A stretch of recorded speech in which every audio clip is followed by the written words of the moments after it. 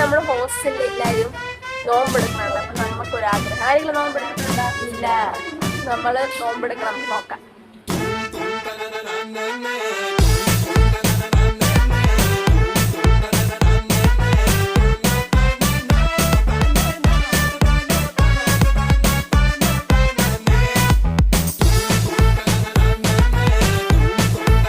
എങ്ങനെയുണ്ടടി? വിശക്കണം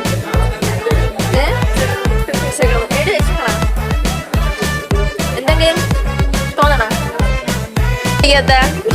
അതെന്ത് പറ്റാത്ത ഒരു ദിവസം അല്ലാതെ